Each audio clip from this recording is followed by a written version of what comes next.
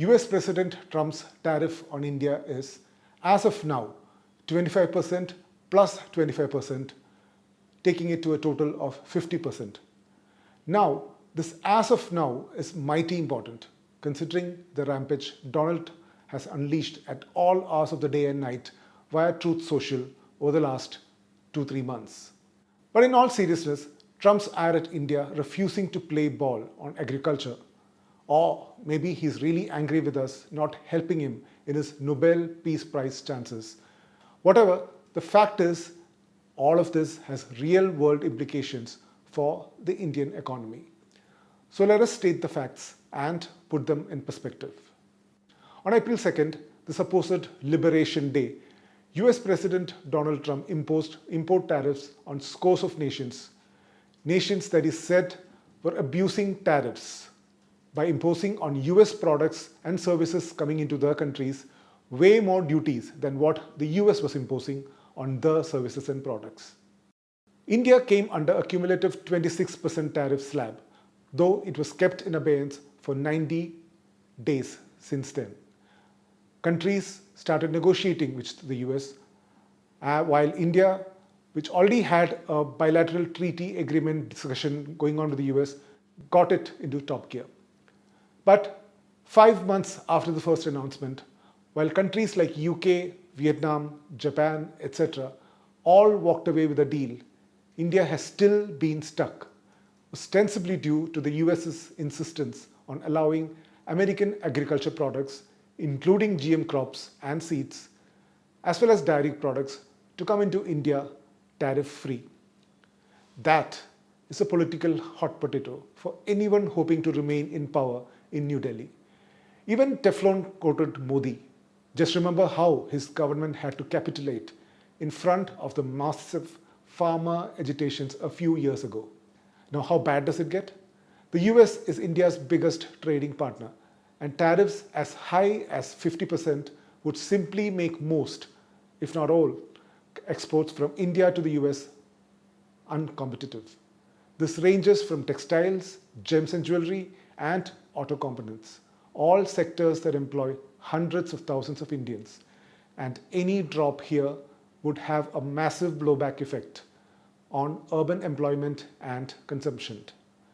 Of course, electronics, pharma, and semiconductor chips have been excluded for now.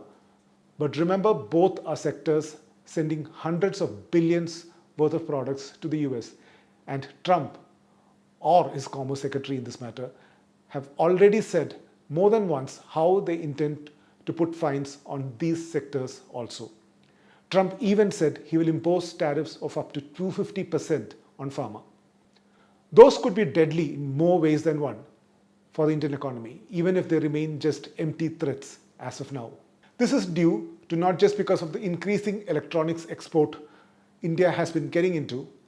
Apple iPhone is of course the most famous example, but due to India's long-term ambition to become a merchandise manufacturing powerhouse, and by becoming an alternative to China and other countries where traditionally factories and assembling plants were set up for anything from mobile phones to cars and other goods and products.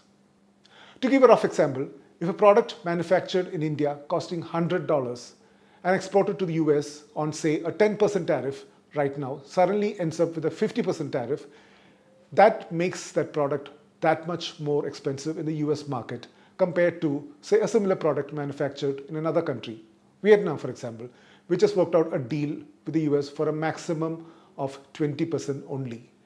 Now, the danger in this is not just Indian exports getting uncompetitive, but our very hope of attracting more global biggies to invest and manufacture in the country that goes for a toss.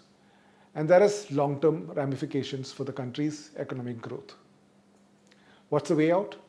Ernst & Young partner Saurabh Agarwal suggests a two-pronged approach, and I quote, "To lessen the impact, Indian manufacturers should actively look into setting up some production closer to the US, like Mexico and Canada, thanks to the USMCA trade agreement. Allow our parts to enter the US without extra taxes if they meet certain local rules. At the same time, it is crucial to aggressively expand into other markets. Manoj Mishra, partner with Grant Thornton Bharat, agrees. He said, and I quote, "This development reinforces the need to diversify export markets, reduce reliance on any single trading partner, and capitalize on India's expanding FTA network to build long-term trade resilience and sustain export growth." But as Trump plays with the numbers, be sure there will be more coming. Let me leave you with this silver lining. If not an outright good news, Trump is a businessman and is essentially putting negotiating pressure on India and nothing else. Note the timing. The new tariffs are set to take effect from August 27th, just 2 days after the next round of negotiations between the two countries are scheduled. Obviously, Trump wants the Damocles sword of heavy tariff hanging heavy on Indian negotiators as they step into the meeting room on 25th, knowing fully well that if they don't agree to terms, the debilitatingly new rates will kick into effect in 2 days' time.